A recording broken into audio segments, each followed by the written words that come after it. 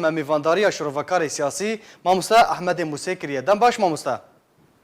دمات و گهدارت و تماشبانت باش و خوش ماموستا گشپرسیا سرخبونا کردستان رفراندوما سرخبونا کردستان گلو ج کردان را ج چهار پارچه کردستان را چو واتای دده بری سال که با چاقا الهولیر وقت عبدیر که از و پنج حوالی خواه ام ج روجاوای کردستان درباس بون باشوری کردستان وقت عبدیر لسر هەلبژارتنê referandûmê ag çûserî û encam da û ag bê sexte bû û ez dirim destê yek bi yek Kurdê Başûrê Kurdistanê giçû emze kir û got belê belê belê ji bo referandûm û serxwebûyê Kurdistanê. Ew çavê 5 milyon Kurd li her çarperçê Kurdistanê li wê roja pîroz bû û ne tenê her çarperçê Kurdistanê li ji dervî پرچه کردستان جی چاوی متبا چاوی کردا یک بی یک لوی روجا بوها بو گران بوها بو روجا ججنا کردا بو گران بوها یا وینا هر چار پرچه کردستان و ملت کرد گلکی بوها بو گلکی گران بو هر کردک به حسیاگ ایرو خاکاوی دادگری وی هی و دوی به دو باشور کردستان ده اوجی خاکا خورزگار بکه هگر چوبا سری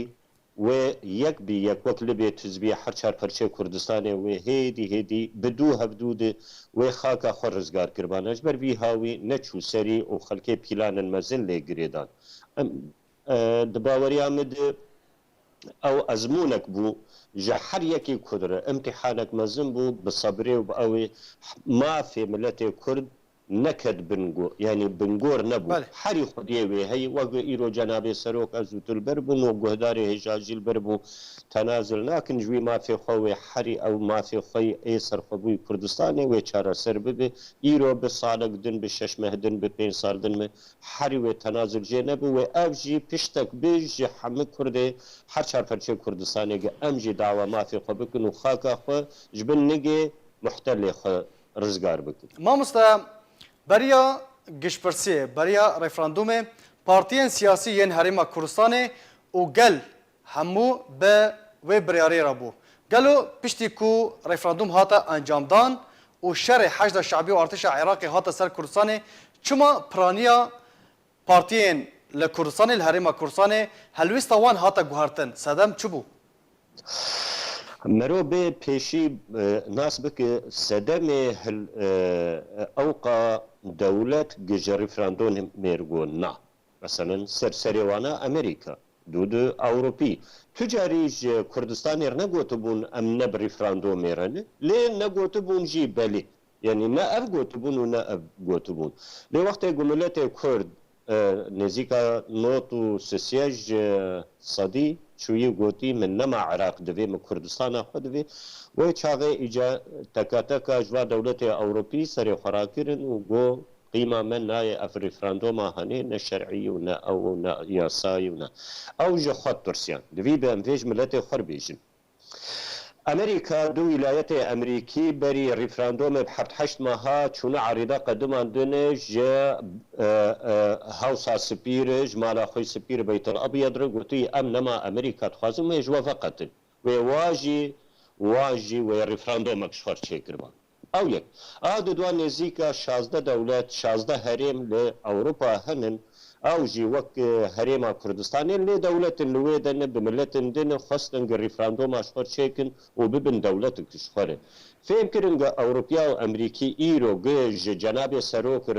بیجن ام موافقن سر رفراندوم یان رفراندوم و چو سری امپیرن شخوه نزیکا 18 دولت خلبونگو عرضه خستانه و يقول حق مجيه ام ببن دولت ما مسعود برزاني لا يابي وي وجر قوتي اري اونجمرد بيننا و چاغش بر وی هاوی گا اجل کردستان بوم 24 مه البرکلها هولیر بوم مگو صبح هولیر ته نقشه روجاوا و نقشه روجهلات انا بین گشی ته بگهره جو کردستان روجهلات و باکور و باشور و روجاوای وشبلي ملت ميدنجي يعني شبلي كرداجي روجاوا لروجهلاتا نابين قالك ملت دنجي هنا بندسن او يجي بفين ببن دولت في هاوي بيلانك مزن تشيبو و او ريفراندوم نبرن سري دهندري في بيلانا ناف دولتي جي ايجا بيلان كردايتي تشيبون شبافل هبود 16 مهد و پشتی بروکه دو درکتی سر تلویزیونا فرنسی و بسرفرازی و خیانت کردی و نتنی اجی بزلالی و باشکره گوت بله ابدا بسر بلندایی سری بلند بوش برای خانتا وینا مخابن يعني نتنی جی لیستاک ناف جی گوتن و پارتیا و ناوی واگوت و ناوی پارتیا گوت گفت شریک خیانتا من بله ما مستحمد إيريشا حشد الشعبي وارتش العراق السر كردستاني قالوا صدام قشبرسي بو صدام ريفراندوم بو ده باوريا مد تدي بري ان هجارك دنجي سر اكران تلفزيون وقوتي بري 100 سال 145 سال شو تشيك سايكس بيكو تشيبو وقت جوهات قسماندن منطقه پیشش کردستانی دست بکر آن هپشتی 100 سالی دیسش کردستانی دست بگوش کرکوک دست بگو تا عفرینه کرکوک دان حشد شعبی يعني دان ايراني وعفرين دان اردوغاني ترك وقت حشد الشعبي معنى حشد الشعبي بي لاي جلال طلباني درباس نبوي وبي بكك درباس نبوي بشقرتي جرقرتن وهاتن وشخد بي بمروج ملت خربيج بكيجا پشمرگش جي لكركوكي بو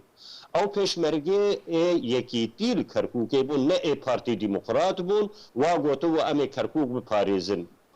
پشمرگه ديمقراط پیشیل کرکوکه با گقوین رجیا با حیا بچوگه و حیا بنوقی جی پشمرگه پارتی ديمقراطي جيبه ندكشيانو ندهشتن حشد شعبي درباسو لخيانتا بافل و پشمرگه پیر او قريبون بنبي چواكر ون حیا و درباس كر او هنك پارتي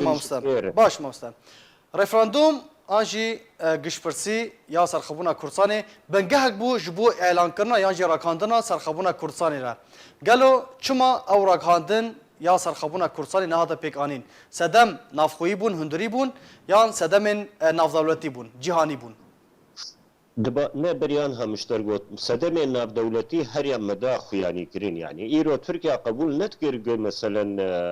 باشوري كردستاني ببي دولت ونا ايران جي قبول دكرج برو جهلات الجماعه هاي بارشاك واللي تركيا باكوري كردستاني جي هي بقندر دباش سي باشوري كردستان باكوري كردستاني هاي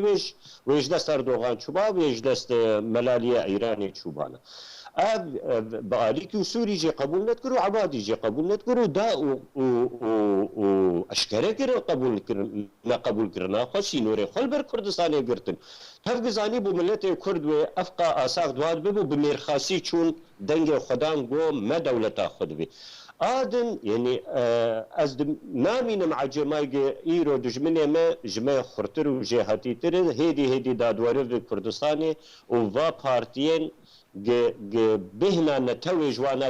وادكر اديك و پرچه ورچه دكي ايرو تبين الرجاوي كردستاني امبون زيدي 40 بارتي منش بو من هفدو لكن حيابون 40 بارتي من غيرك 4 بارتي بان تدر باشور كردستاني ولو سري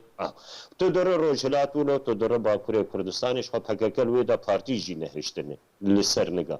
تو يعني تتير تبالا خديق دجمني ماج ما خرطرج بي آلي ده ناهي لقو أمل هبدو بكن ما دو خست يعني وشعب كردا تبع ليبو جناب سروق مسعود برزاني وروجا ريفراندوم يدسي خوهلدو و او رو ببا چه رو ببا سيمبولك 45 بارتي ببانا يك او جي پشدرتي برزاني بانا كرمكي راك هاندنا سرخبونا كردستاني سرخبون قالوا تدبينيت دمك نزيك ده دباوري عمد عراق نامنا اب عراق انها ام ليد نرن ويد بينن ابدا وعراق كرشور شباب دوا بلكي بدود روجافا يا باكوري كردستاني بي و اب ريفراندوم 25 ماها نها 2011